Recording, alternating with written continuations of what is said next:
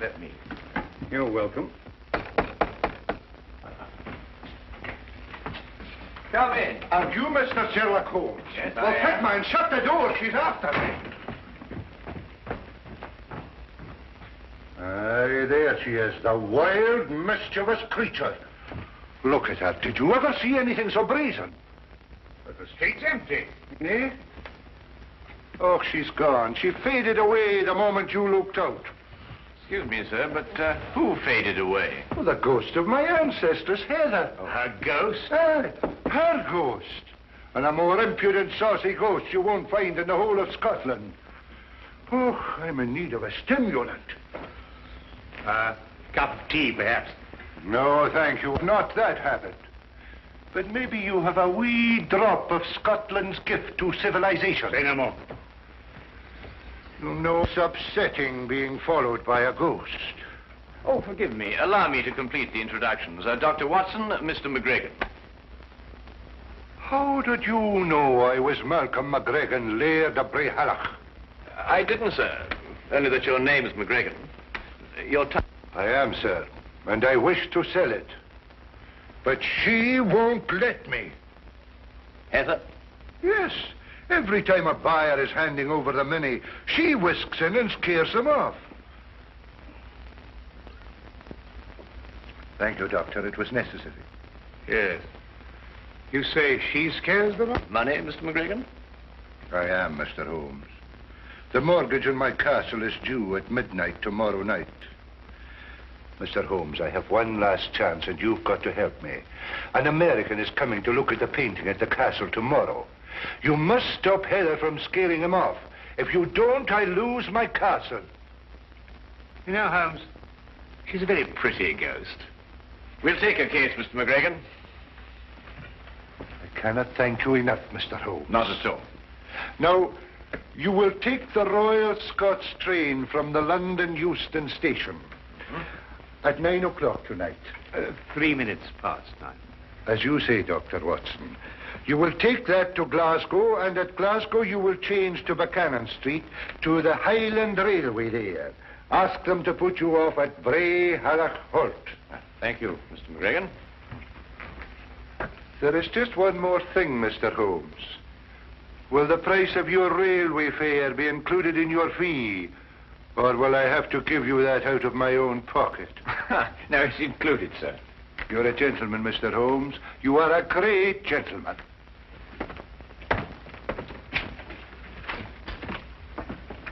They tell me there's very good grouse shooting up at Brayhalloch. Hello, Holmes. What have you found there? Woman's glove. Mid-18th century. Curious place to find it, Watson. Very curious.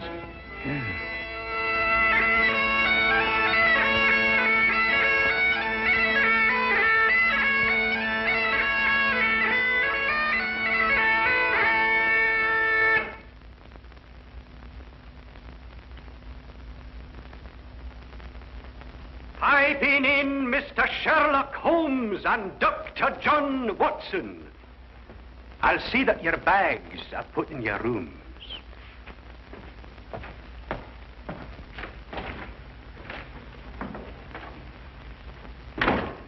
Well, that's an experience I never thought I'd have, being piped into a Scottish castle. I wonder who he was announcing us to.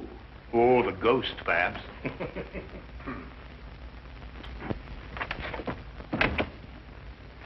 I forgot to tell you, sirs, the McGregor has gone to the village this afternoon. He intends to remain there until this evening, when he fetches the American from the station. He begs your pardon.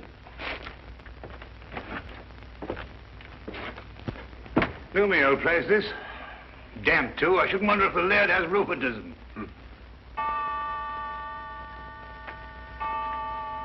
Well, they're 8:30.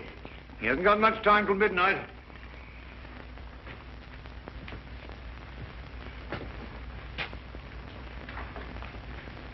You know, it's odd, Watson. That portrait. Do you notice that the... Why, Holmes.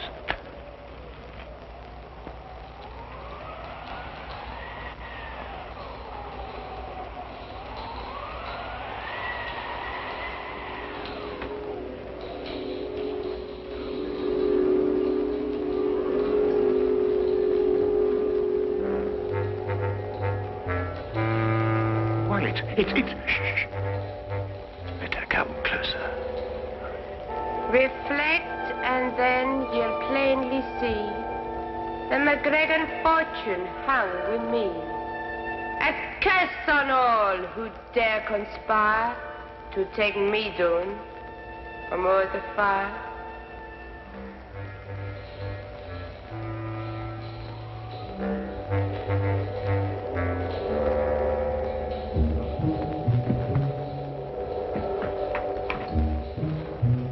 Watson, the candelabra.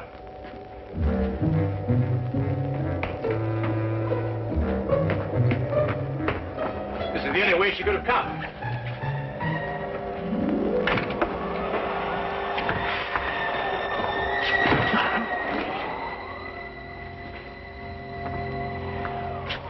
"50 feet straight down from here."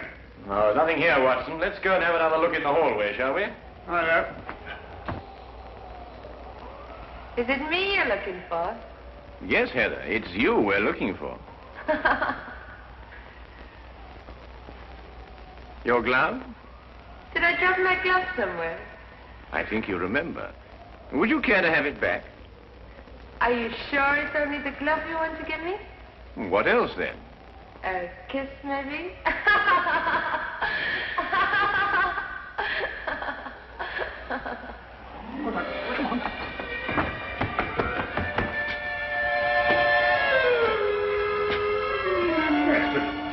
I say, Holmes. Oh, it's most extraordinary, Watson.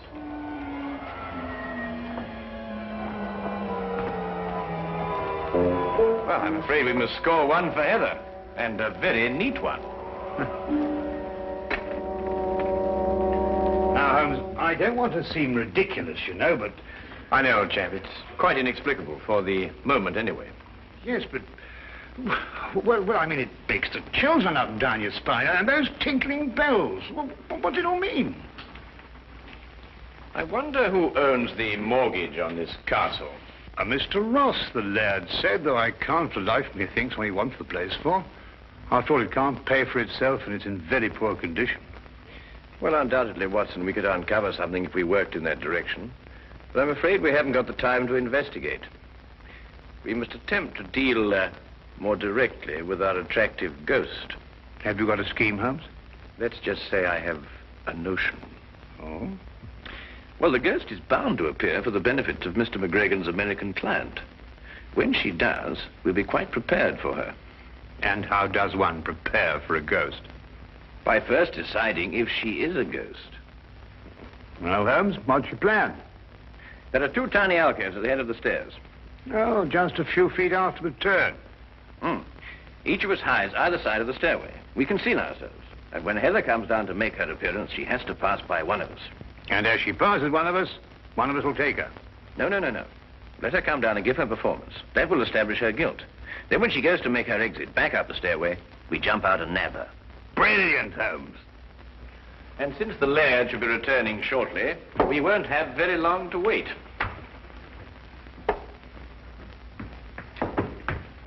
You take the right, Watson. I'll take the left. Right you are.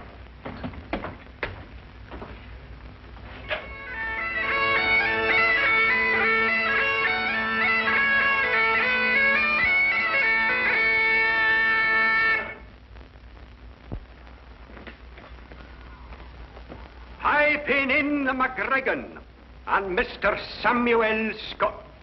Thank you, partner. That's right nice. Thought there was a couple of gents here. Well, McLeish said they were here, and they'll be taking the air, maybe. That the great work of art I'm going to take back home? Yes, Mr. Scott, that's a portrait of my ancestor's Heather. That's the work of a master, Mr. Scott.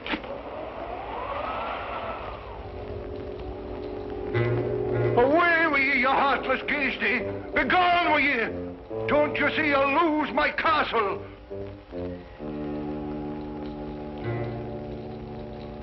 Reflect, and then you'll plainly see the McGregor fortune hung with me. A curse on all who dare conspire to take me down from o'er the fire. Come back here. Come back, you brazen warlock, and have it out with me.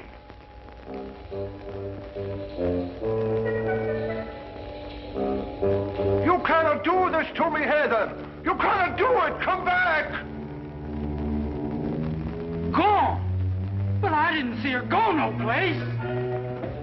Well, didn't you get her? No, didn't she pass you? No, I thought she passed you. But I thought the same thing. Why, Holmes, it's... Yes, I know. It's impossible.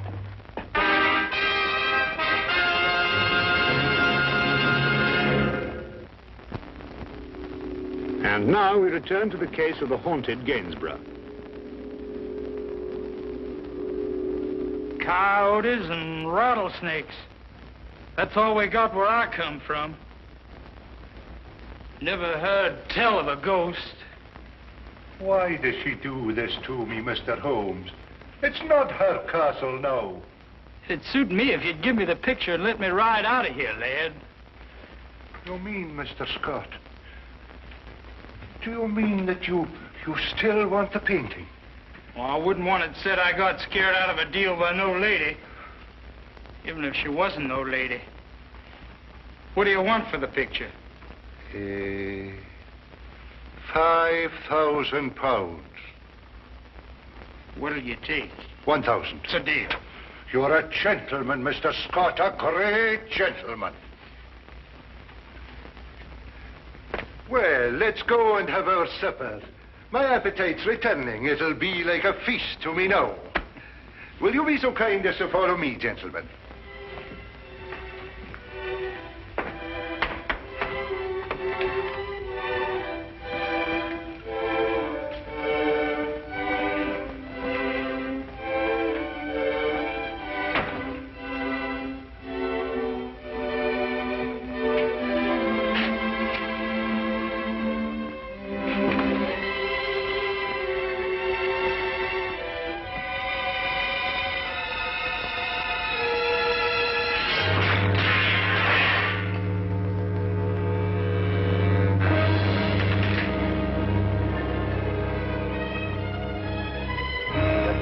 Man, it can't be. Would I invent such a tale? Oh, no. What has she done to me? Now listen, McLeish, you must go back to Mr. Scott. Keep him entertained. Keep him out of here as long as you can, but by no means tell him about this. I'll do my best. As long as there's food, he'll stay, I think.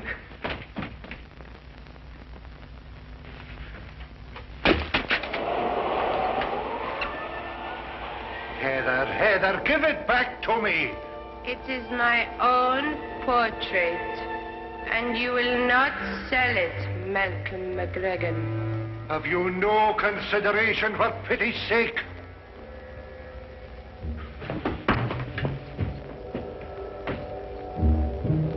She's gone.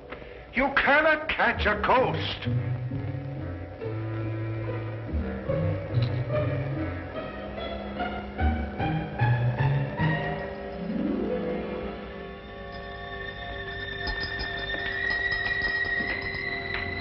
You find something, Holmes? Our first material evidence. The tinkling sound. It was sewn to something. Probably a glove. Well, I must say, Holmes, I'm very relieved. Well, I'm not relieved. It's 11:15 already. My painting's gone, and soon I'll lose my castle. Now listen. You must say nothing about this to Mr. Scott. If he comes in here, tell him that you're having the painting packed. He must be kept willing to buy until midnight. But there's nothing to buy now. There will be. That Holmes runs like an antelope. I've told you before, take no chances. I'm fed up the same old routine again and again. I didn't like your variations. What do you mean? I read my lines straight. I'm a professional actress and talented. You're a distressful man, but I know let you down. I'll tell you better of that when I go to collect my castle. Can't see what you want with this tumble-down old place. There's more in it than meets the eye. I appreciate you having the picture crated for me. If it's ready in time, I might break camp and ride out of here tonight. Mr. Archibald Ross.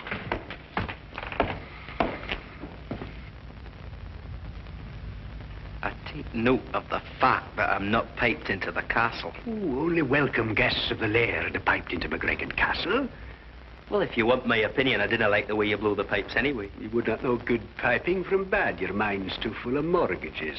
And if we're passing opinions, Archie, 'tis mine that you're a disgrace to the whole of your clan. Pack your pipes, McLeish. They're leaving soon. Well, where's my money, Laird? You'll get your money before midnight, Archibald Ross. I've still half an hour left. And where do you hope to find it in that space of time? I've sold the portrait of my ancestor's Heather to Mr. Scott here. You've sold it? But I see no portrait there to be sold. I've taken it down to be packed. You're lying. I can pay you now, lad. Might save you a little trouble. Besides, I'd like to settle the deal and get out of here before that ghost lady turns up again. I'll be back at midnight, or a wee bit before. Again?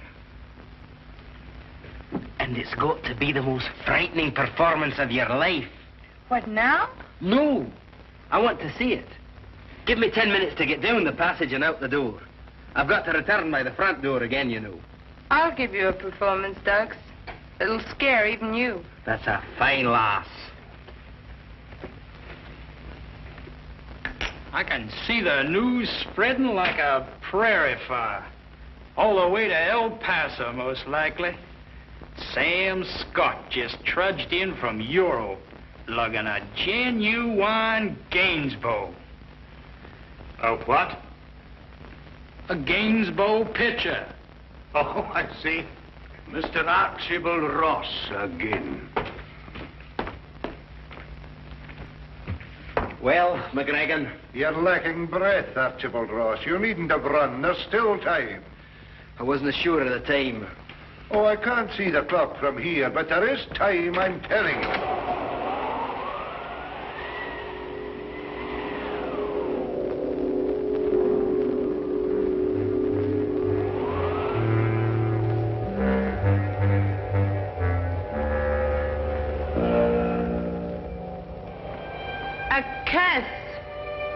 A curse upon one that is here.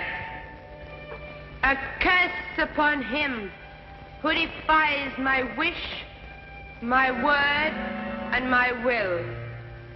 His deed will be done at midnight. So I lay my curse upon him to commence at that hour. He will live his days in the misery of loneliness. He will live his nights in the horror of fear. Terror will follow him like a shadow through both day and night.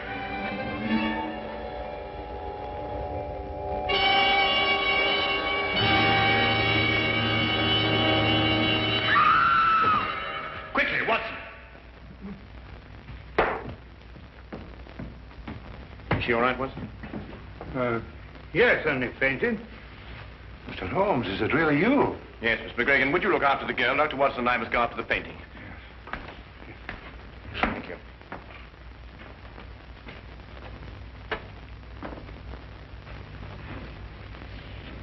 Good heavens. Through here, Watson. Right. There, you'll be all right now. I suppose you got what you deserved, but I must admit that you got the worst of the scaring business. Come, lassie, and I'll take you upstairs and find a room where you can rest.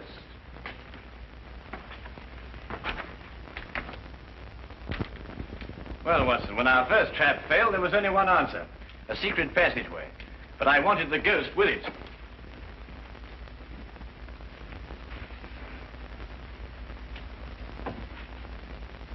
I say, Holmes, the painting. Ah, good, Watson. Well, what have you got there? Well, it appears to be the plans of McGregor Castle. Ah, yes, of course. This would explain Heather's fantastic exits. This whole place is honeycombed with passageways. And here's something that will interest you, Watson.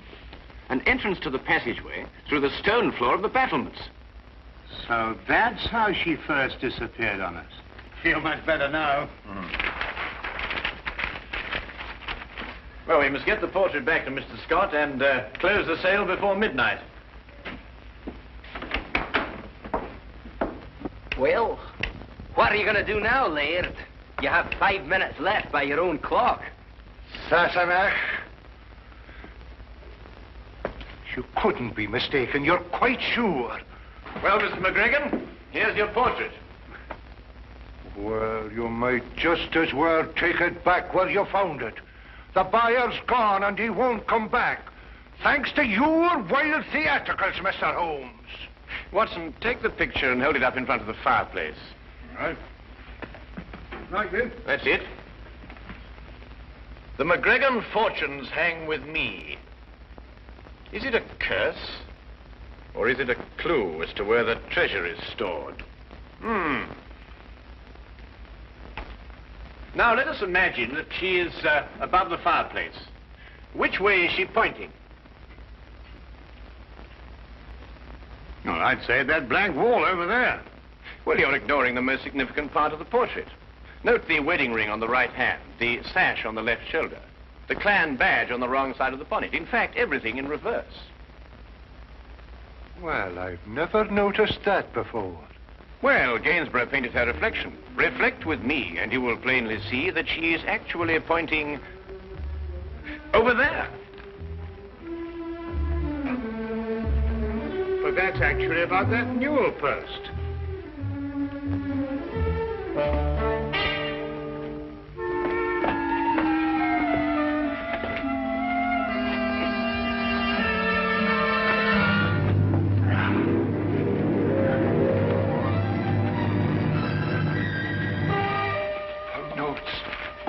Pound notes. There you have. This treasure I swear to keep until a McGregor has sore need of it. And may this Bible guard it well. Heather McGregor, A.D. 1746. Oh, Heather, I could hug you. Scraps of paper, every one of them. They're pound notes. The real pound notes. Aye, worthless ones issued by Bonnie Prince Charlie before he fled. The McGregor treasure. I'll take the deed to my castle. One moment, Mr. Ross. I've had enough of your tricks. This happens to be an original Wittenberg Bible. Unappreciated in 1746, it is worth approximately £5,000 today. It makes no difference. The castle's mine and the Bible goes with it. And conspiracy to defraud. And also sufficient witnesses. Not alone with your accomplice, and above all, the enormous sums that I personally can sue you for the shock to my nervous system because of that dreadful false ghost. What a mind could invent such a diabolical thing? You, sir, are probably liable to spend the rest of your life in prison. Huh?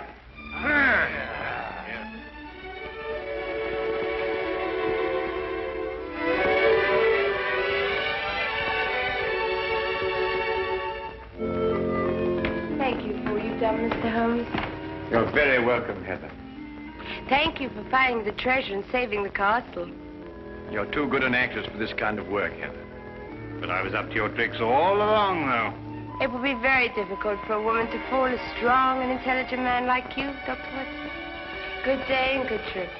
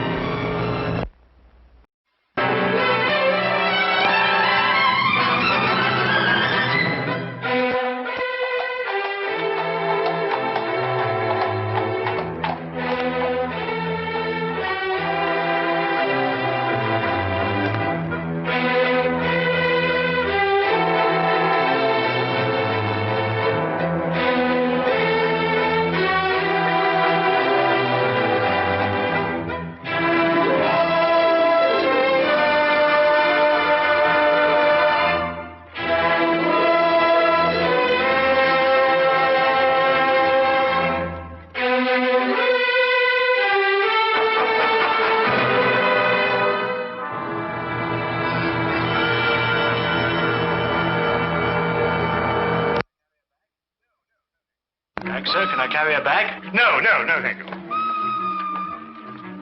Sorry. So sorry. Excuse me. Watson! Watson! Sorry. Watson, hurry up. Come on, the train's going. Yes, it's happening here. Excuse me. Was it a close call, Holmes? Yes, it certainly was. If you hadn't lingered to pass the time of day with that barmaid, we'd have had ample time. How did you know that I... Your elbow, it's wet. Well, you've obviously been leaning on a bar somewhere. And if I know you, it wasn't a barman. Was she pretty? Yes, he was a lovely young lady. As a matter of fact, came from Lancashire. Hasn't been in London very long. Blinko Watson.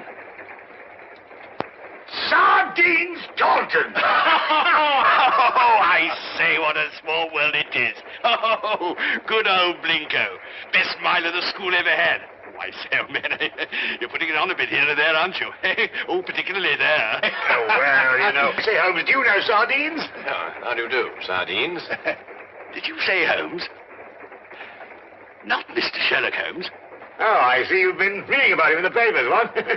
Oh, can't read anything else these days except about that last case of yours, Mr. Holmes. Yes, well, that presented a bit of a problem at first, but we managed to nail him before the finishing line, didn't we, Holmes? Oh, we did, Blinko. You know, I wouldn't be at all surprised if you were going fishing. Yes, we're going to Witchenham, no? Why, of course. I'm living at our old family place, Forthingham. That's near Witchenham. Oh, I say. Something wrong, man? No, nothing really. I don't want to bother Mr. Holmes with my troubles. What sort of trouble, Mr. Taunton? Well, yes, it's my mummy. Oh, Lady Taunton. No, my Egyptian mummy. Is your father married again? No, don't be silly, Blinko. One of those Egyptian fellows who were mummified thousands of years ago. That sort of mummy. Oh, you have that sort of a mummy? Yes. My Uncle Joseph sent it to me from Egypt. He's an archaeologist, you know. Well, it seems an odd thing to have sent you. Last year he sent me a crate of sand. Sand? Yes, from Sahara. The desert, you know. Just sand? Yes, that's all. Just sand. Arrived one morning like the mummy case. Mummy case? Yes, a chap called Amenhotep. Oh. Amenhotep. Priest of the 14th dynasty or something. Anyway, that's what Professor Van Tolkien said. Professor Von Tolkien? Yes, he's a colleague of my uncle's. Lives quite nearby. He couldn't fathom what was wrong with the mummy either. Precisely what is wrong with your mummy, Mr. Taunton? It laughs. I beg your pardon? It laughs. Laughs? Quite. How does it laugh? Well, now, we go something like this. No, not really like that. It's much eerier than that. More like this. See, when does it laugh? Oh, practically any time. Well, have you seen it laugh? Me? Oh, good heavens, no. Why don't you give it away? I can't. Nobody wants it. I say, Blinko. Oh, no, I'm awfully sorry. We couldn't. Well, look, why don't you burn it or chuck it in the river or something? Oh, well, now, I know this sounds silly, but there's an inscription on it. Something like, who destroys my sleep, destroys himself. Professor Van Tolkien's translated it for me. Yeah, but you don't believe all that rubbish, do you? I mean, Egyptian capers and all that. Well, no, I don't actually believe the curse, Blinker, but I've got to do something. Well, I'm engaged to Rowena Featherstone. You know her? No. Oh, she's a lovely girl. She's got an aunt, regular old battle axe. Well, she keeps after Rowena to break off the engagement. Says a chap who keeps an Egyptian mummy who laughs, well, he can't be very reliable. Yeah, well, I understand that. Yeah. Oh, I say. Would you like to come over to my place and see if you can stop him laughing? Oh, now, look, old boy, we were going fishing, you know, and Oh, it might prove interesting, Watson. A mummy that laughs.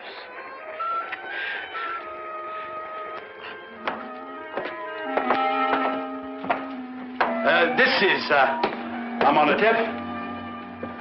Well, he doesn't look as if he had much to laugh about. You wouldn't think so, would you? You wait till you hear him, Blinko. Frightening. Positively frightening. 14th dynasty, I see. Yes, an exceptionally fine sarcophagus. I must say the funerary carvings of the 14th dynasty were the most beautiful ever known. Ah, yes. Amenhotep was a priest warrior. And here's the curse. Yes. Who destroys my sleep, destroys himself. Makes you think, what? Ow. This thing's full of splinters. I'm always pricking myself on it. When did the mummy start laughing, Reggie? As soon as you received it 6 months ago? No, rather not. First, he was very well behaved. Quiet as a lamb. Then he started in about a month ago. I see. I take it these are the other Egyptian trophies your uncle sent you. Yes, rather. I stick them all in this room here. I call it my Egyptian room. You know, I wouldn't like Uncle Joseph to come back and think I didn't appreciate the gifts he sent me. Pretty touchy about the things they dig up, these archaeological fellas. Yes, quite naturally. Has your uncle been in England recently? Oh, no, not since he went galloping off east as a young man. Must be at least 40 years, I think.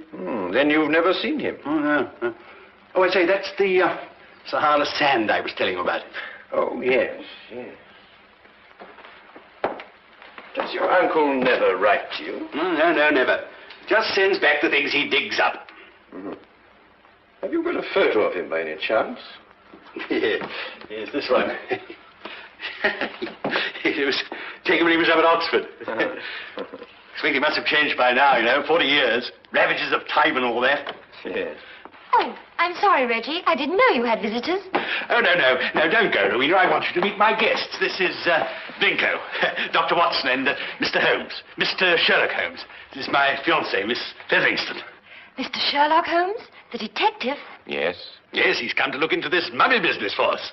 Have you found anything, Mr. Holmes? Why does it laugh? Well, perhaps he tickled himself to death. I keep pleading with Reggie to get rid of it, destroy it, anything. But he's afraid of the curse.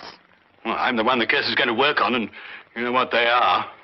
Really, Reggie, this is the 19th century. And Aunt Agatha wants to know when we're going to eat. She's famished. Woman's always famished. Please, Reggie, she is my aunt.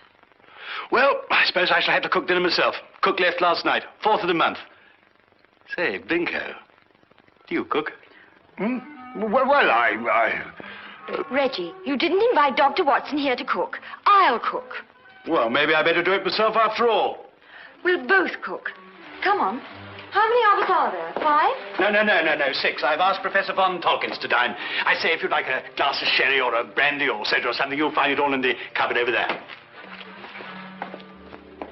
Bingo. I say, Holmes, let's finish up this matter in short order, eh? I hear the fish roundabout here actually snapping. I wonder. You wonder what? You found something, Holmes?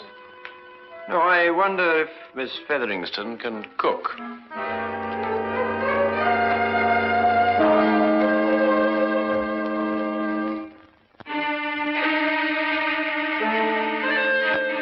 A doctor, young man, you say? A veterinary, no doubt. Madam, I'm a graduate of the Royal College of Physicians. I specialize in human beings. And you detect, young man, I understand. Yes, madam. I detect. Work with the police? Well, on occasion. No wonder the crime rate's going up. Rowena, do we or do we not eat? In a moment, Auntie.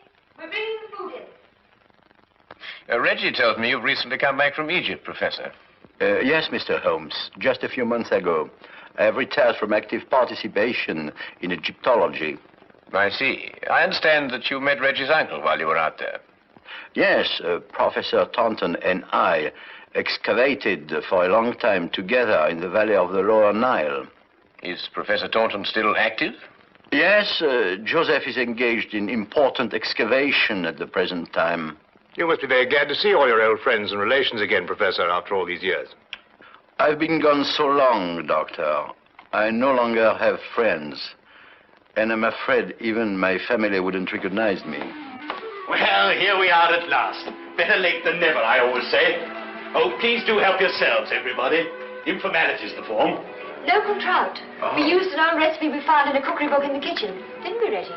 Yes, at least I think it was a cookery book. I read something about mixing nitrogen with hydrogen or something or other at the end of it. Oh, Lord. Well, this is splendid. I haven't had a decent, well-cooked fish like this in years.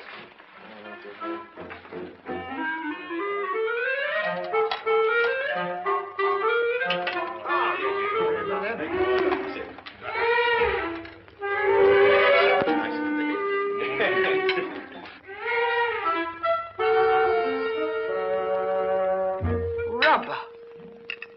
Sheer, unchewable rubber. I think it's very edible.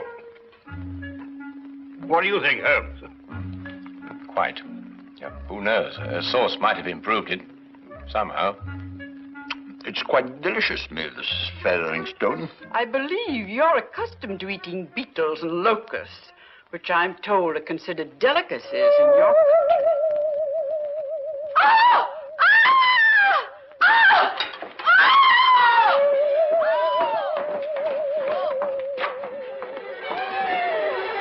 Richie, take the other end, would you?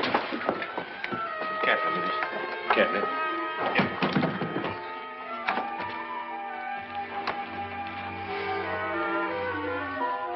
This time we heard it ourselves. Yes, Watson. This time we heard it ourselves.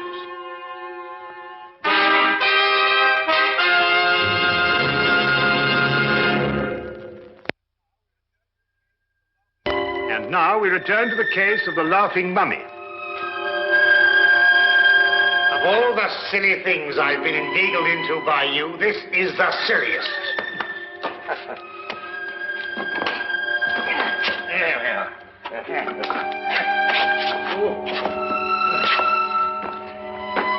What do you expect to find up here?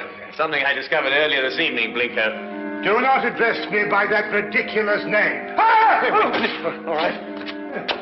All right, old chap? I'm all right now. But if I kill myself, I shall hold you personally responsible. Good. Well, we managed it somehow. Though I had my doubts on several occasions. Now, we'll soon know now. Know what? Unless I'm mistaken, this is our laughing mummy. But this is only a weather vane, Holmes. Ah, yes, but one that laughs. Listen. Good heavens.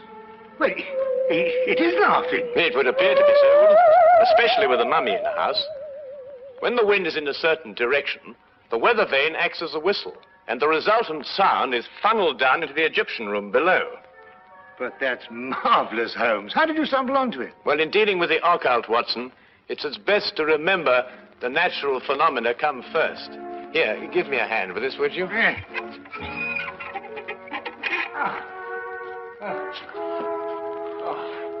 Wonderful. That's wonderful. Now, be careful you come down, Holmes. Yes. Let's be careful.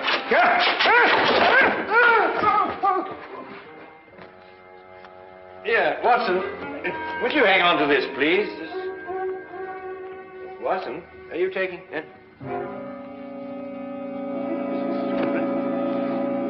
Watson, where have you gone? Watson? Watson? Watson? Do you think they know what they're doing, Reggie, dashing out of the house like this? Maybe not Blinker. Well, Mr. Holmes seems very capable. Oh, yes. He's the reliable type. Doesn't say much, but when he does, it's to the point. Like me. Tell me, Professor, is this the first mummy you've ever heard of that laughs?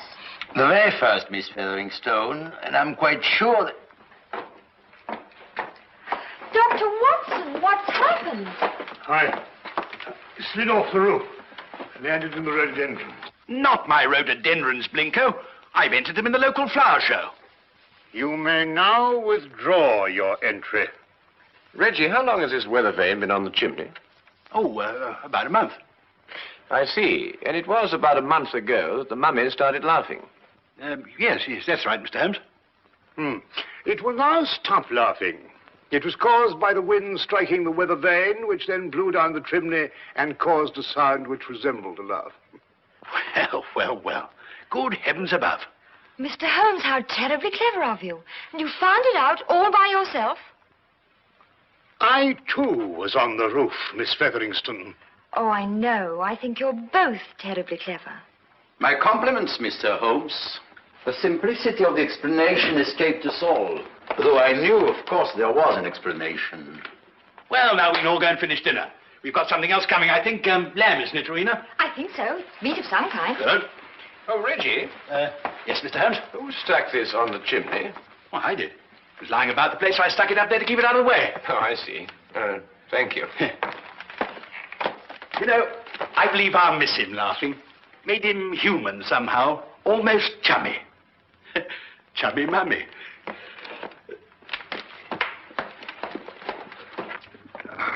Oh, well, that's another mystery we've solved, eh, Holmes? Yes, Watson. But in solving it, we've been confronted by a far deeper mystery. Eh? What do you mean? You may observe the sarcophagus is of the 14th dynasty, but the mummy itself is of a much later period. Well, perhaps they had an old box lying about when the chap died. Yes, possibly. But it would have to be lying about for a very long time.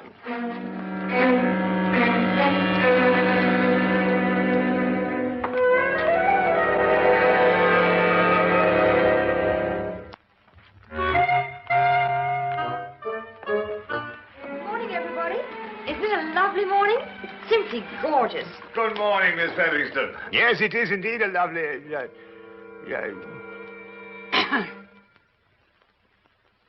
You look very refreshing, Miss Featherington. Very refreshing. And I am. No mummy laughing any longer, thanks to you, Mr. Holmes. Well, I say, what early birds we all are.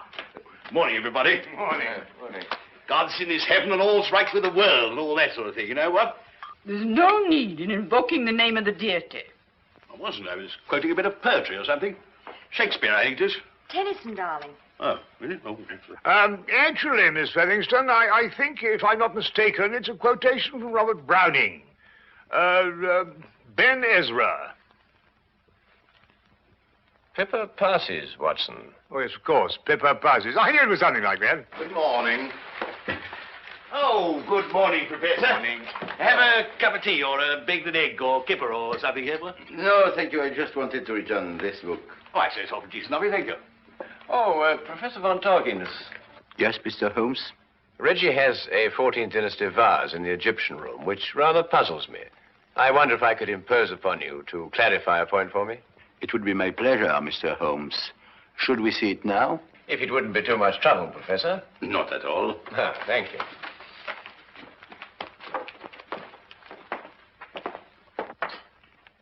Yes, the composition of the pottery struck me as being rather later than the 14th dynasty, Professor.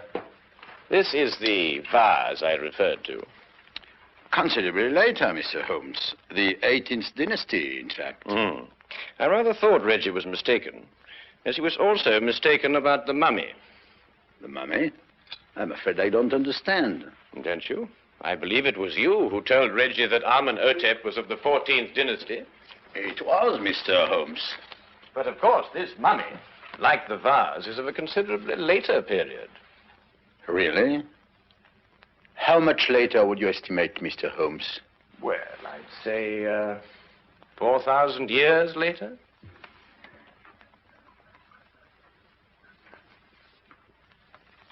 How did you determine that, Mr. Holmes?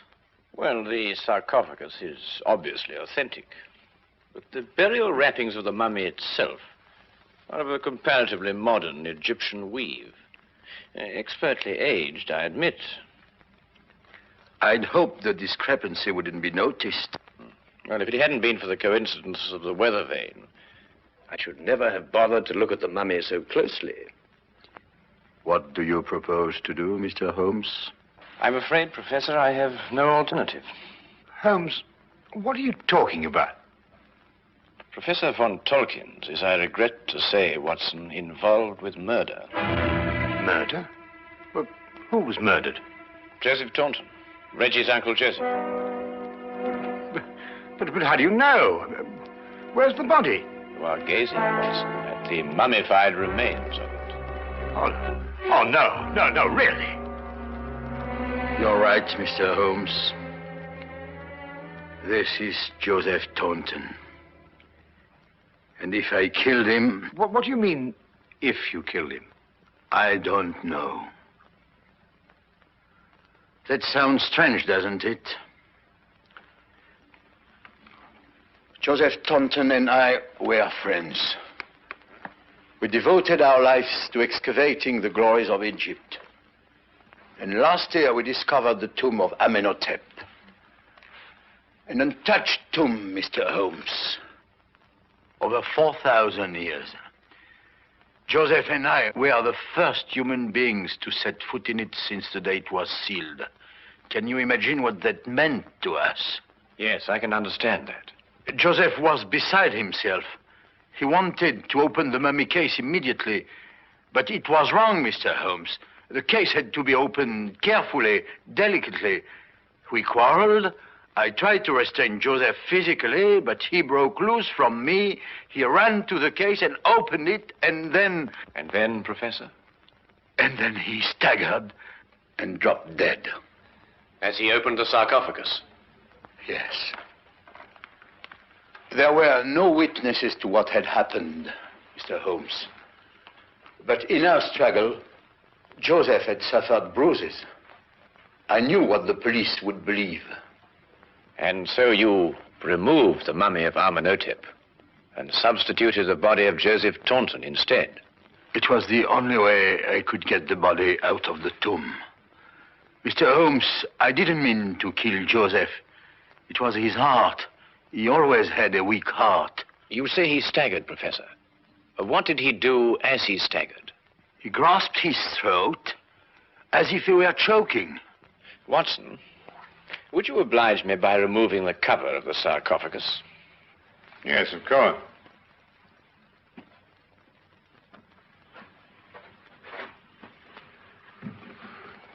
Ouch! That splinter. Yes, Watson, ouch. As Reggie said, and as undoubtedly Uncle Joseph said, too.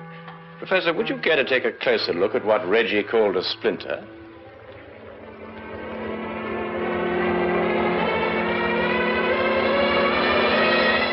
What?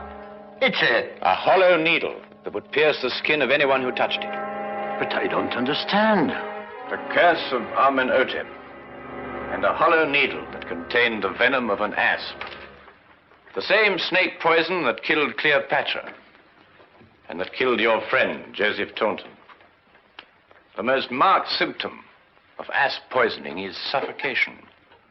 The victim instinctively clutches his throat. Then it wasn't our fight. No. And traces of the poison may still be found in the body, even after mummification. I say, Holmes, you don't think there's any of that poison left in the needle, do you? Because, well, if so... The next few minutes will determine that, Watson. What? Well, how's old Amenhotep doing? I bet he's feeling down in the mouth now he's stopped laughing. You'll be glad to learn, Reggie, that the professor has offered to take the mummy off your hands. Oh, I say, that's awfully decent of you, Professor. What you going to do with him? But he's also considered giving it a fitting burial. Oh, of course. Now, why didn't I think of that? Do you realize what this means, Rowena? Now we can be married. That old... I mean, your aunt, well, she won't have a leg to stand on. But, darling, Aunt Agatha really likes you. She just pretends to think you're not very bright. Really? She likes me? I think so. Oh, well then. Let's go and tell her the good news. Thank you, Mr. Holmes. Not at all, Professor. Holmes! Holmes! What? What's the matter? Why, you look ill. It's the poison. I can't get my breath. No, relax, Watson, relax. If there'd been any poison left in that needle, Reggie would long since have joined his ancestors. Unfortunately, the curse only worked once. Oh. Ridiculous. That's all right. Oh, but Holmes. Oh, that's all very well, but I still can't get my breath. Well, not again. Hey. It's probably the food we've been subjected to. Yes, I myself would prefer some of that fish that you insist on pursuing up and down the waterways of England with such wild abandon. Yes, of course. Curse. Utter nonsense.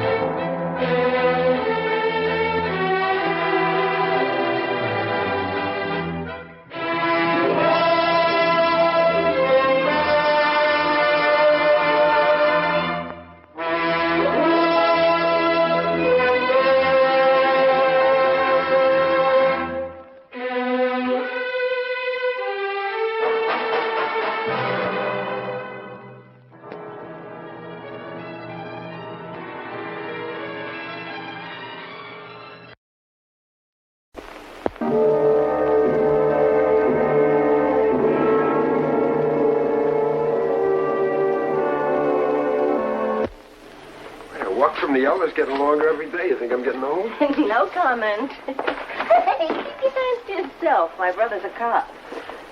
I think I lost the key.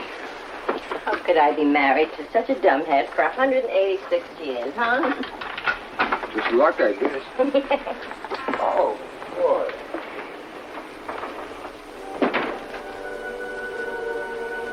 Dominic and Florence Denovio of Kedzie Avenue, Chicago, Illinois. Married just about forever. Getting along fine. Sure that tomorrow will be just like today, and next year will be just like last year. For as long as they live. I am tired. I'm going to be asleep about 3 seconds after I hit the pillow. Is there something new? Last hunk of pizza ruined me. I feel drugged. Oh, and tomorrow you'll be 10 pounds heavier.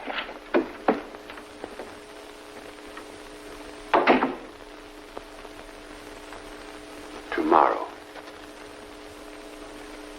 The wonder, and sometimes terror of life, is that we can only suppose what the next day, or the next hour, or the next moment will bring. Creating our own reality out of the immense unknown. We have built stone cities, laced the night with millions of electric lights. Yet even here, in just such a city, a man moves unknowingly toward the edge of a cliff that falls off forever. There's nothing that I could possibly tell you about this psychic occurrence that would prepare you for its fantastic end.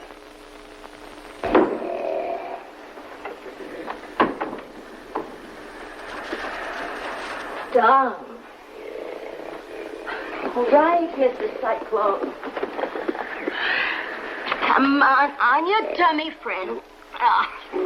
Snoring again? Like the loudest sawmill I ever heard. I'm sorry. I always feel like such a rat when I have to wake you. When you get started... Don? My good boy.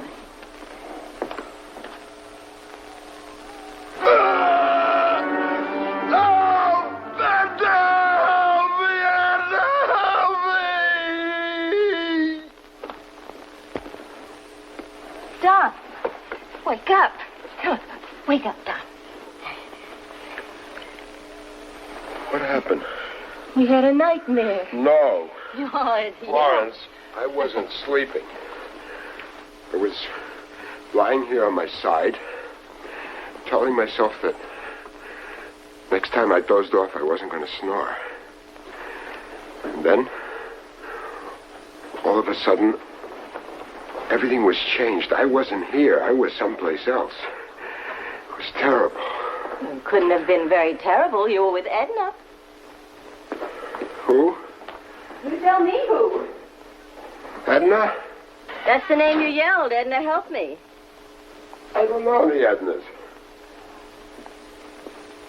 Cross your heart and hope to die. Oh, come on.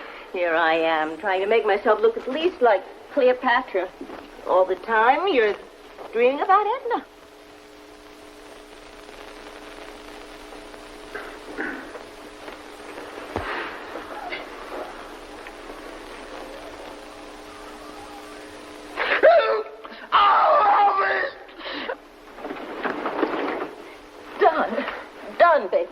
Don, baby. Come on, wake up. Something hit me. What are you talking about? I'm telling you. I can still feel it in the pressure. I don't know what it is. I'm calling Dr. Barnes. No. It's going away. I feel better. I still want him to be here. Don't get him out of bed. I'll be all right. The next time you tell that pizza guy you want everything on it but the kitchen sink, I'm going to hit you with a kitchen sink. Hey, you got any bicarbonate of soda? Hey, baby? Do you think I'm flipping my lid? Hey, did you see what they put in that pizza? Huh?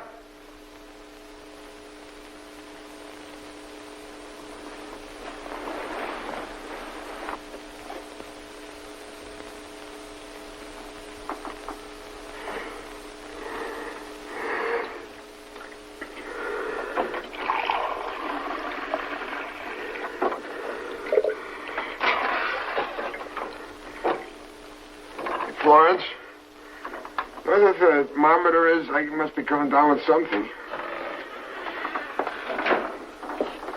My head is so hot, and it feels like I got 10 hangovers all at once. Something is pushing me in. I can't drink enough water. What's the matter? What's this? I can hardly read it. It's your writing. Edna. I'm writing this to tell you if you don't find me in time, that... Hey. Read the rest. It gets better. If you don't find me in time, I love you very much, and only you. No jokes today, huh? I said it was your handwriting. Well, why would I write a crazy thing like that? It was on your night table. What, I to write in my sleep or something? Well, how did it get there? I don't know how it got there. Well, I hope Edna's your type. Old and fat. Why did you do that? Why did you waste that water?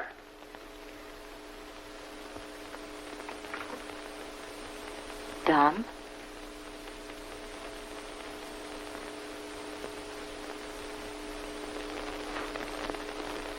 Why did I grab you like that?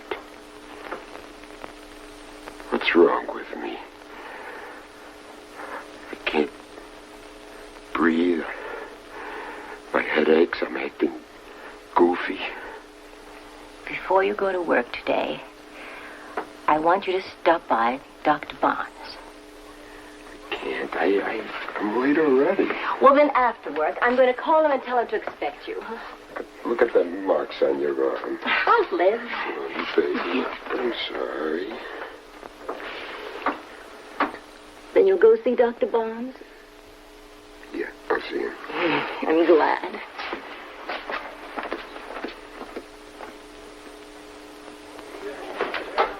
Morning, Mr. Denovio.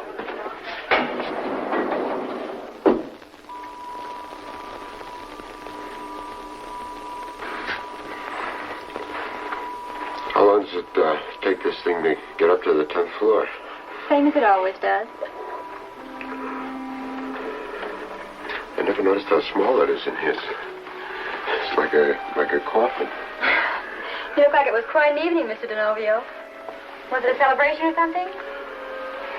Mr. Denovio? Let me out. Well, we got 4 more floors to go. Let me out. Oh, what is it? Let me out.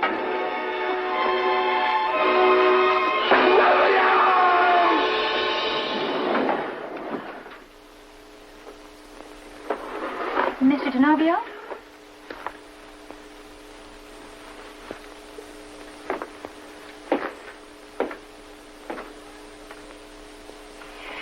Where have you been? Walking. All day? Had to stay in the fresh air. I ought to strangle you. You know how worried I've been? The office has been phoning you all day. I called Dr. Barnes. He said you hadn't shown up there. You look terrible. Do I? I'm dying. Come on, lie down. Walking around in this cold, with your collar open like that. Don't close them. It's freezing outside. Leave them open, Flora. You'll catch your death. Edna! Yes, darling. Some of the hands just passed by on the way to the Fairchild. Yes, I heard the darling. horses. Yes. Yelled. They baby. didn't hear me. Yes. Edna? Yes, baby. Find me? Yes. Edna?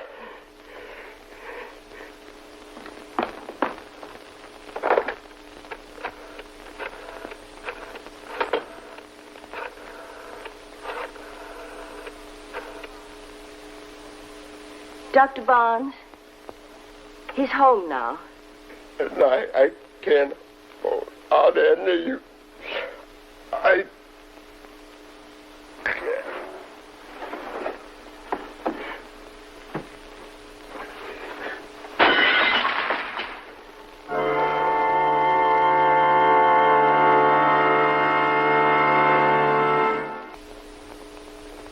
Well, What's wrong? I don't know what's wrong. Here, pick this up at the drugstore. It'll help him sleep. That all you can do? Help him sleep? Are you sure he's getting plenty of water? He drinks gallons of it. Then why is he dehydrated? What's that? Well, that's what everybody in the desert gets. Why should he be like that? Well, it could be diabetes, but it isn't. And why is he so nervous? Have you and he been having any problems? Of course not. What kind of an of course not is that? Dominic's like being married to a nice, gentle elephant. Except, who's Edna? Edna? That's the name he yelled. He wrote it down. And in his sleep, he talks about horses and nobody finding him and I don't know what else. Well, maybe he's leading a double life and is catching up with him. Now, he'll be okay.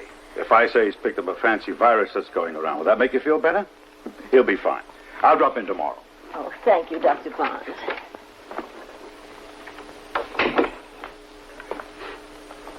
What are you doing? The doctor said stay in bed. The walls are closing in.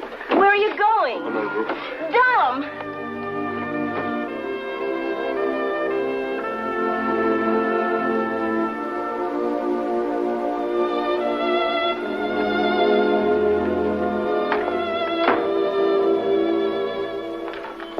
When are you coming down? It's past 3 o'clock. What's wrong with me? I'm out here in the open. I still feel cooped up. Maybe you're going through something emotional. Well, something's bothering you, something important. Like what? How should I know? You've only been living with each other for 19 years.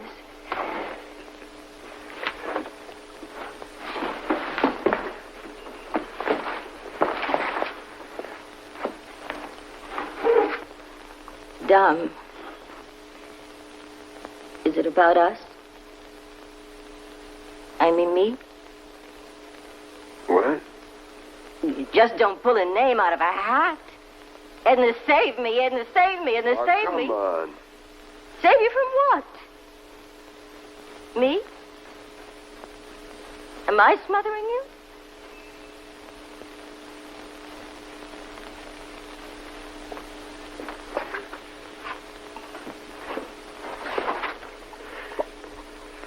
Let's go downstairs.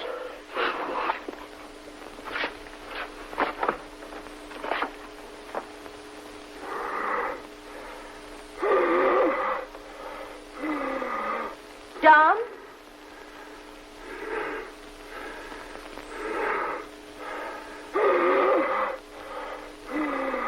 Dom?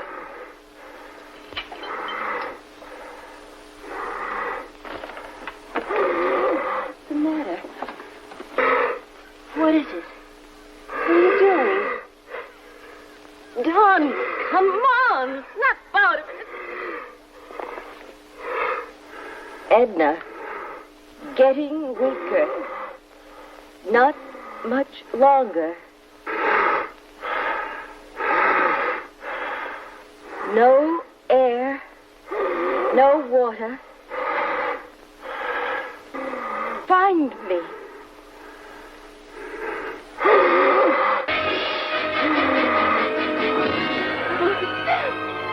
Dom!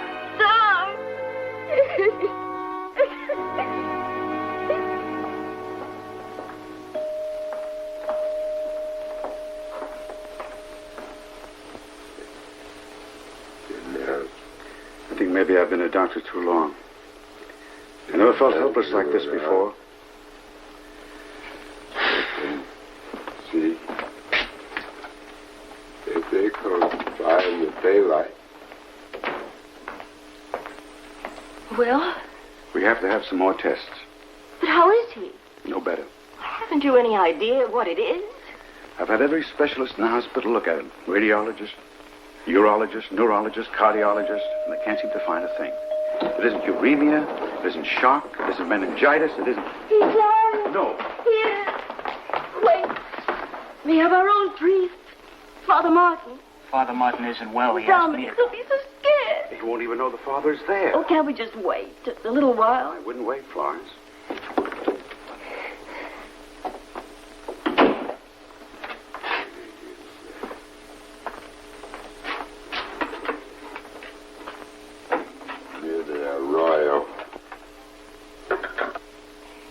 dying. He's dying. How can a perfectly healthy man be dying of thirst and suffocation in the middle of Chicago? He's dying. Svergisni domine solo wonderful of abysme. There's a royal. Miserere mei Deus. Edna.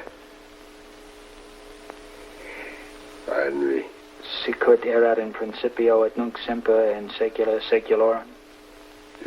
Go down the hog patch. Near the freight hole. Agitorium nostrum nomine Domini. Edna, find me.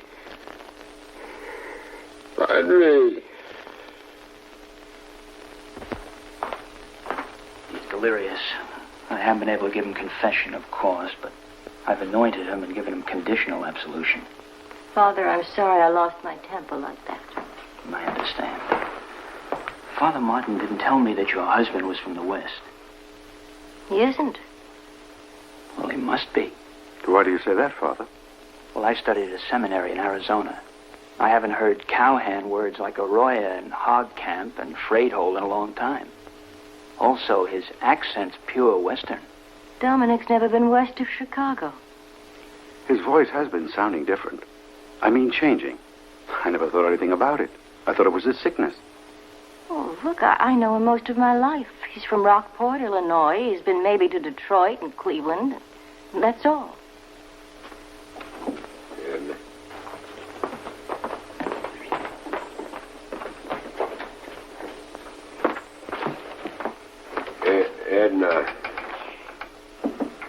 Edna, get on the phone and call that lawyer Sam Harkness in Reno. Tell him to get out of here. I got some work for him. Hey, Sam, how's the ambulance chasing business? Sam, I can't hold up much longer. I, Frederick Gibbs, being of sound mind and body, do hereby give all my worldly possessions. I'm too tired for this baloney. I want to give it all to Edna anyway. His voice sounds so different. What are some of the things he wrote or said? Crazy things. Like what? I don't remember exactly. Well, try. Oh, about men passing on horses and nobody hearing him. And why doesn't Edna look for him? Things like that.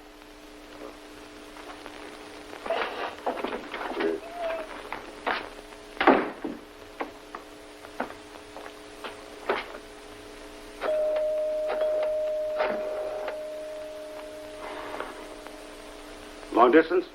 Now listen to me and do what I tell you, and don't tell me it can't be done. See if there's a man in Reno, Nevada named Sam Harker or Harkness or something like that. Now, he might be a lawyer. That's all I know. That's all I know. Now, come on. I'm out here, Sam. Isn't he back yet? No, he isn't back yet. The wanderer has not returned. I'm beginning not to care one way or another. Want a drink? No, thanks. Edna. Now, don't start pleading his case. He's done this 20 times before. He's like a 2-year-old. Gets mad, goes wandering off, and 3 days pass without so much as a hail or farewell. Edna, you're going to think I'm going loco for sure. About 20 minutes ago, I got the craziest phone call. From whom? From a doctor in Chicago. Now, you said before that Fred got sore and went out walking. Hasn't stopped, apparently. Well, is there someplace on the ranch where he could have fallen, like an abandoned well? There's no abandoned well on our land. Well, it sounded crazy. There's a mine shaft. We were always going to find silver, but didn't. Could Fred have fallen in by accident? I don't know. We've talked about boarding it up. I suppose at night, if someone got careless, Edna, let's look there. But how could Fred... I don't know how, but let's look, huh?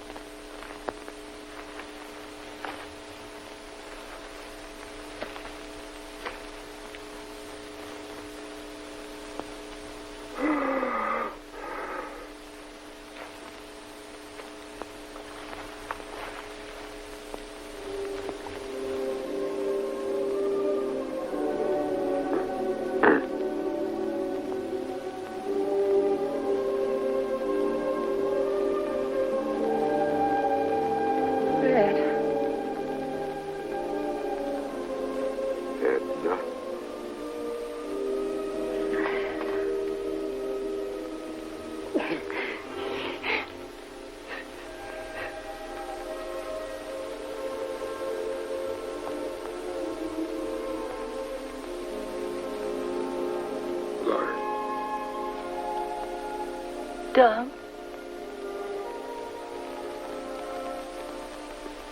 Lawrence. Dom. Dominic DeNovio of Chicago and Frederick Gibbs of Reno, Nevada are identical twins. Their mother died shortly after their birth, and their father put them up for adoption when they were 9 weeks old. And until the ordeal we have just dramatized, they knew absolutely nothing of each other's existence.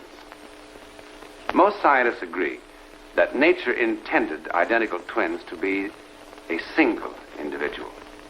They retain such exact cell structure that kidneys, skin, other internal organs can be transplanted from one to the other with complete success. There is also undeniably a psychic link between identical twins.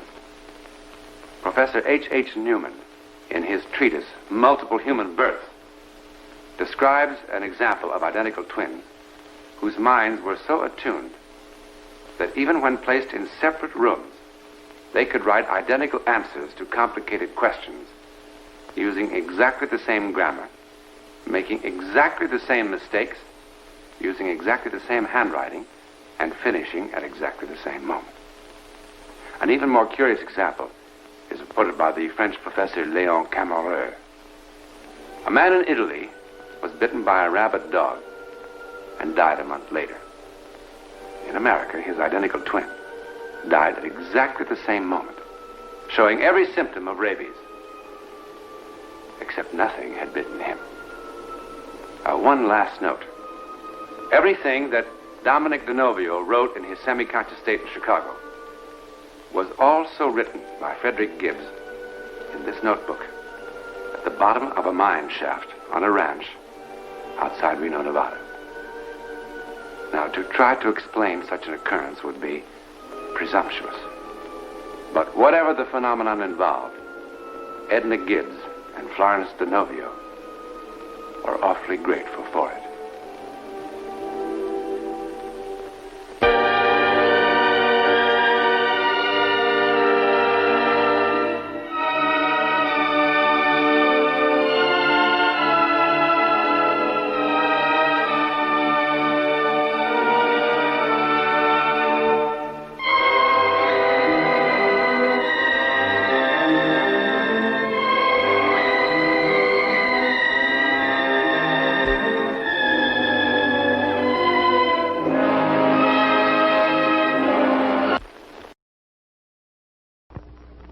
Have you ever had the feeling that you knew what someone was going to say just before he said it? Or have you ever walked into a strange room and had the sensation that you'd been there before? Well, if you have, you've taken a small step beyond.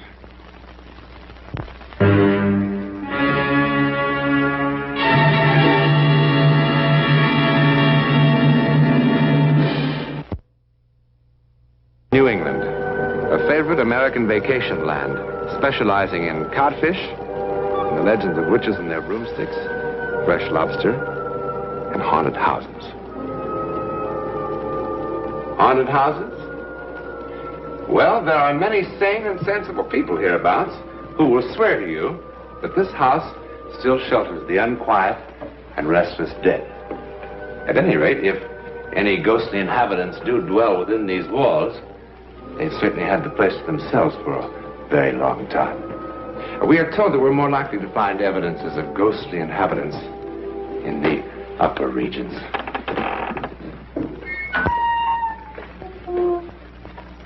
Well, all old houses creak and groan, aren't they?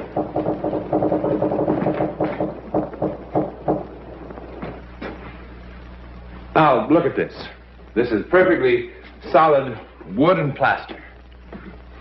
If there's anything more to it than this, we'll have to look further.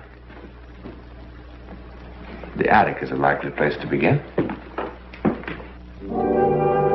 No inanimate object can have a personality, we are told. But we forget. For example, we look at a house, we say that it's cheerful, melancholy, gloomy. Now, what we're doing, of course, is simply describing our own reactions. There are some cases, however, which seem to defy this handy explanation.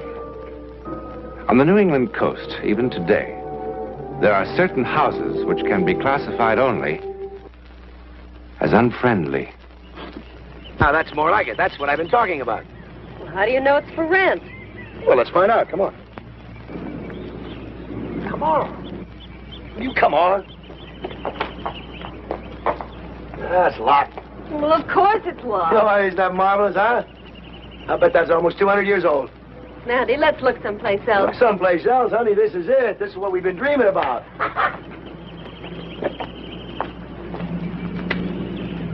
Yeah, I can't see a thing. Honey, let's go. Let's go. Let's go in. Andy, you'll get us arrested. Oh, don't be ridiculous.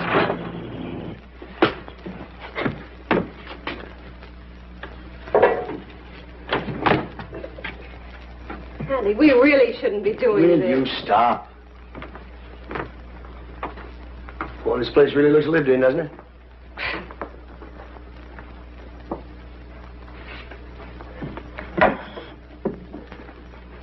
Now, what is that? Andy, let's go. Wait a minute. Wait a minute. Will you look at those columns?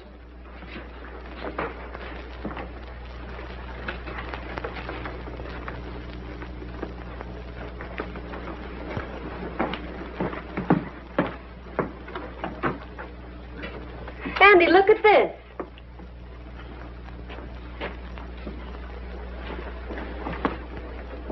Captain Michael Clausen, 1860 to 1902.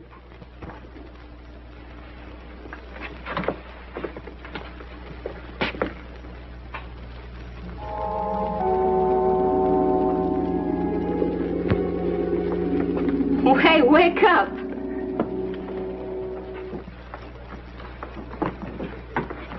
Oh, this is really something, isn't it? You like it very much, don't you? Like it? I love it. Don't you? Well, of course. All right, then let's take it, huh?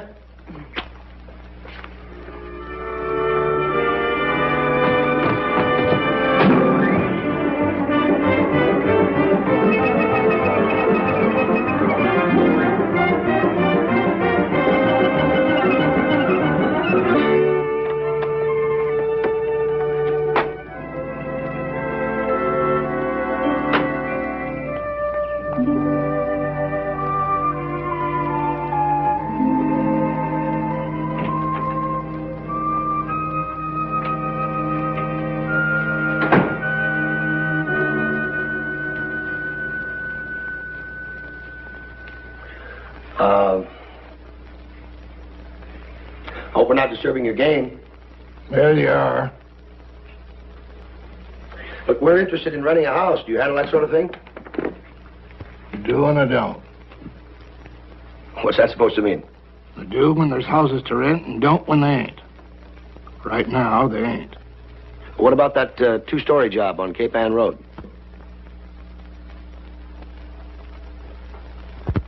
You mean the Clausen house? You know it? Yeah, I know it. Well, the place is empty. We thought it might be for rent. wouldn't fool with it. Why not? It's an unfriendly house, ma'am. It don't like people. But it is for rent. Yeah. How much?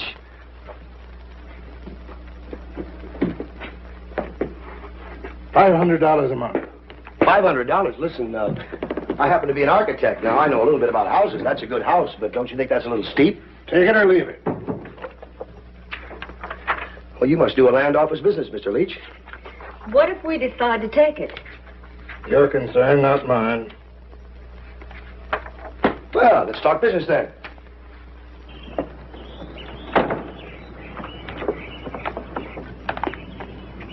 You don't go to house. What? Don't go to house. Bad. Not a happy place. Yeah, well, we'll make it a happy place.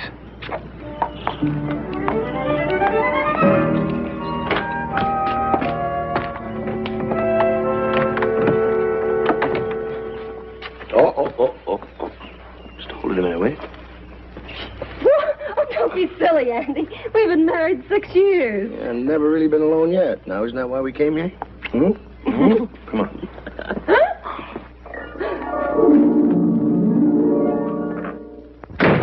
Well, it's ours. Boy, I'll get more work done here than I ever did in New York. Hold it. Wait a minute. Don't ruin it. Let's do it right. Top to bottom.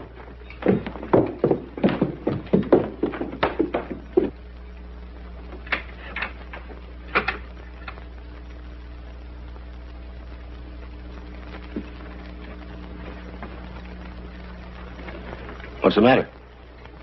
Nothing. Well, if you want to back out, you can. I haven't signed the lease yet. Oh, don't be silly. It'll be fun cleaning all this up. Give me something to do while you're working on your plans. It's a challenge, all right. And I accept. Hey, I wonder what's in here.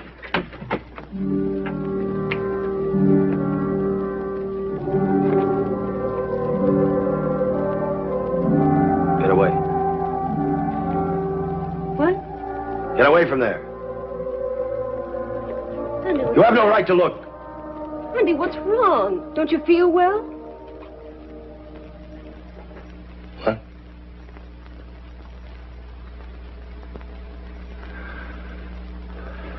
I don't know. I feel kind of strange, maybe. Maybe it's the sea air. Why'd you get so upset about the trunk? I was just going to look inside. The what? Honey, maybe you're right. Maybe we shouldn't rent this place after all.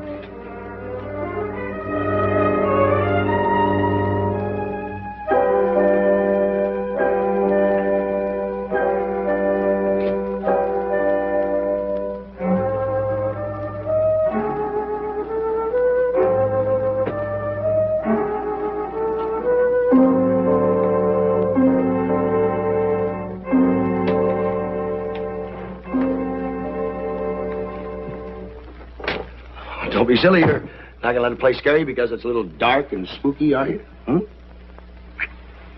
There, that's better. I'll go downstairs, see if I can find a lamp.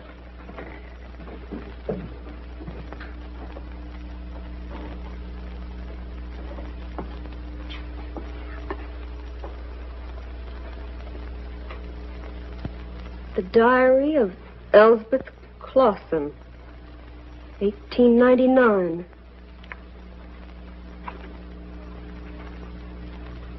March 5, 1899. Michael went hunting again today.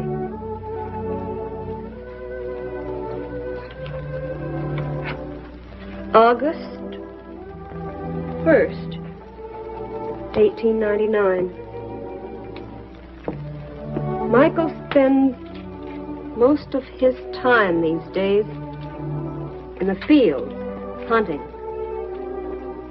He shouldn't. It only makes his leg that much worse. And when he returned,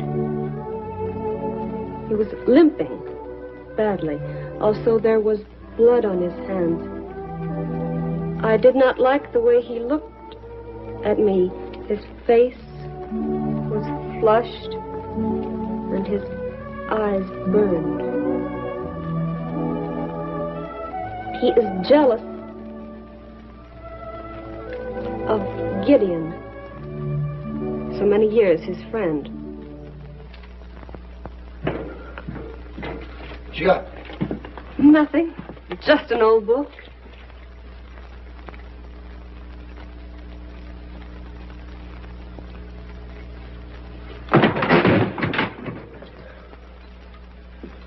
Forget it. Come on. Let's take a look at the rest of the place.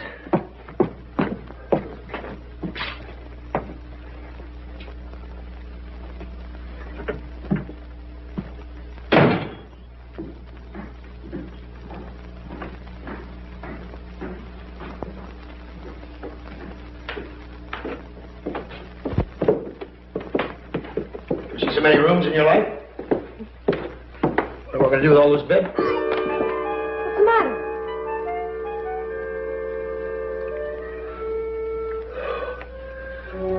Looks like somebody shoved a knife right in my leg. Oh, I never felt anything like that in my life. Phew. Like it took my breath away.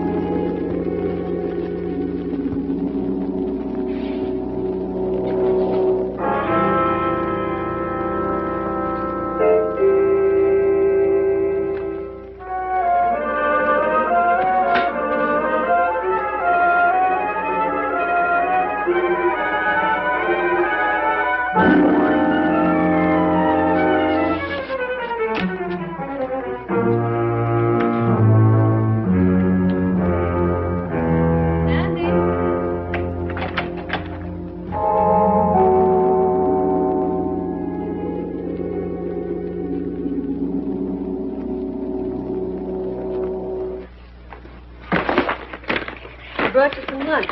You haven't eaten a thing all day. Please try. You're being very solicitous. I'm worried about you. I'm sure you are.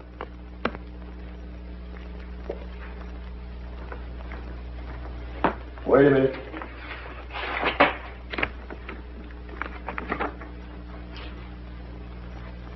What is this? Chicken soup. Looks thick, looks rich.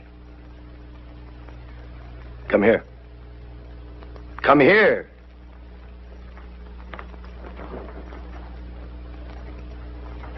Isn't it strange that a man can thrive for years on rum and biscuits and then grow weak and sickly on his wife's cooking? Isn't that strange? Everything you say is strange. I don't know what you're talking about. No, of course not.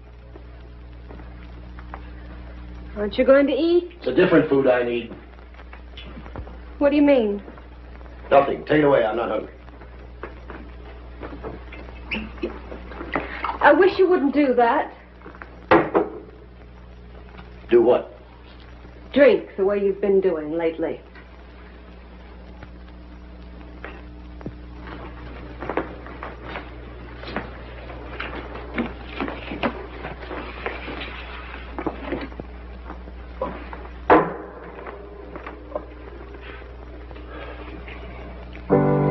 Andy, listen to me. I don't know why. Maybe it's my fault, but something's terribly wrong with us. We came here to be together, and we've never been so far apart. Never. You'd like to leave here, wouldn't you? Yes, I would. Why? Because we're not happy here. You're not. That's quite understandable. You miss New York, don't you? That isn't it. No, not exactly. You miss something, someone.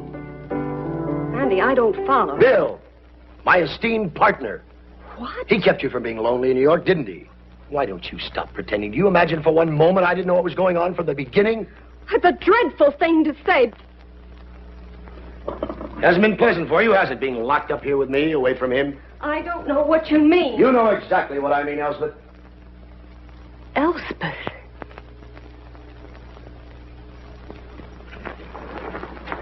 You called me Elspeth. What are you talking about? Oh, Andy, I'm so frightened. I'm so frightened. Let's pack up and get out of here right now.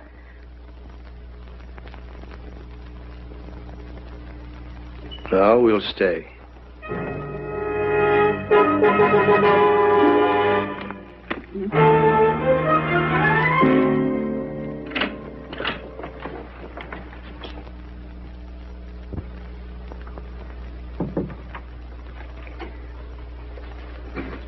Mr. Leach? Yes, ma'am. I'm Ellen Courtney. We rented a house from you several months ago. Yes, ma'am. I remember. What can I do for you? Well, I'm not sure. May I sit down, please? Well, of course. It's right here.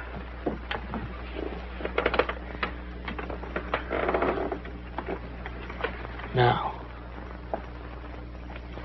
I thought perhaps you might tell me something. Like what? About the house. Yes, ma'am. I know what you mean. I expected you a long time before this. It was built in 1801 by a man by the name of Silas Clausen. He left it to his son, Michael.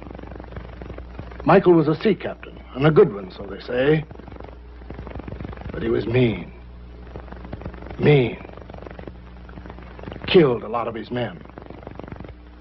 Finally, a crew mutinied, and they keel-hauled him. What does that mean? Drug him back and forth across the bottom of his boat. Barnacles chewed him up pretty bad, I guess. Near tore off his right leg. After that, he was different. When the mutineers was all hung, he retired from the sea. Was he married? He was. What was her name? Elspeth. And what happened to her? Don't you know, Mrs. Courtney?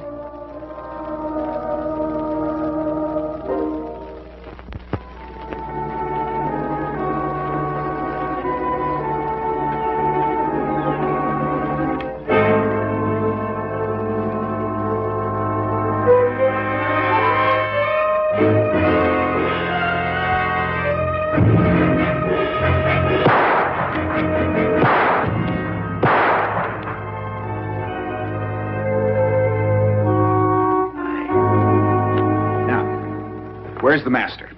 He's out hunting. Andy? Well, you're kidding. He's never hunted in his life. Never before now. That was a pretty mysterious telegram, Ellen. Why didn't you call me up? Andy had the phone taken out. Why? Ever since we moved into this house, Andy's been different. How? He's changed into another person, a person I've never seen before. And neither of you. Bill, you wouldn't recognize him. He gets into moods. He hardly even talks to me, and when he does, I don't know who he is. Well, he's never had any time to himself before. This is a pretty tough adjustment to make, Ellen.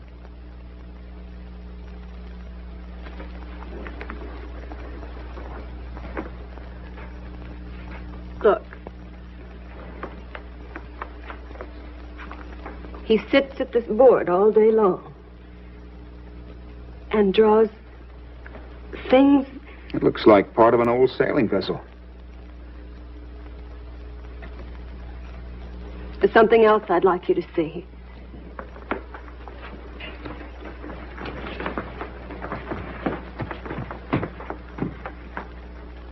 Andy. How are you? Ellen told me you were out slaughtering the local wildlife. I couldn't believe it. Well, there are no letters. I tried to call you. I had a feeling you were trying to keep something from me. You don't like me to keep things from you, do you? Well, it all depends. You came here for a reason. Get to the point. All right. I'm kind of swamped at the office, and I thought maybe you might want to help. Help yourself, Gideon. You always have. Gideon?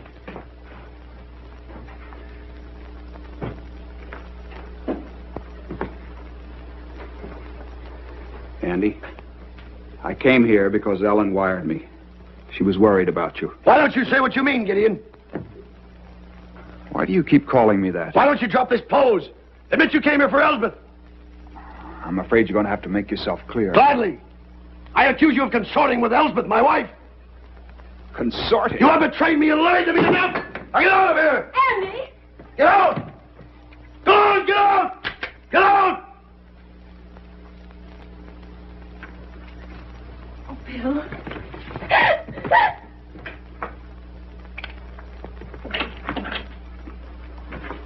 I should have killed you both. Andy, you're sick. Yes, I'm sick of your deceits and your lies. Sick of them all, Elsbeth. I'm not Elsbeth. I'm not Elsbeth.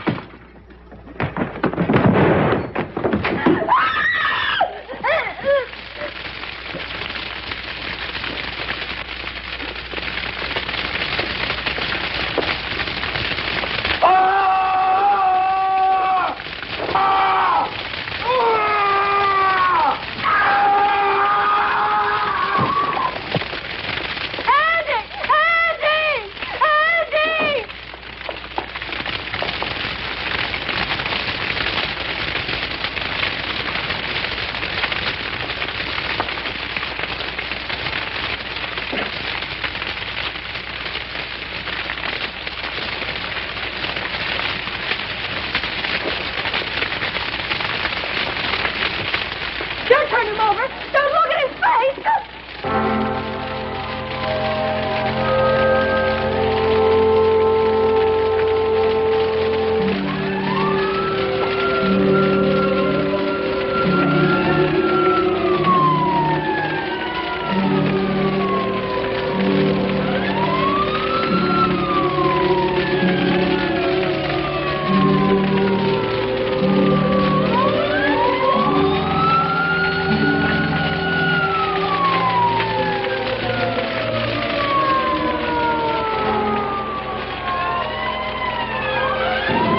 Oh, my God.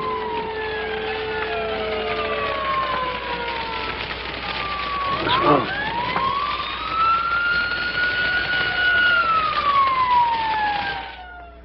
Old Mr. Leach, the real estate agent, would tell you that Andrew Courtney was possessed or taken over by the dead sea captain, whose tormented presence, or ghost, lived on in the ancient house.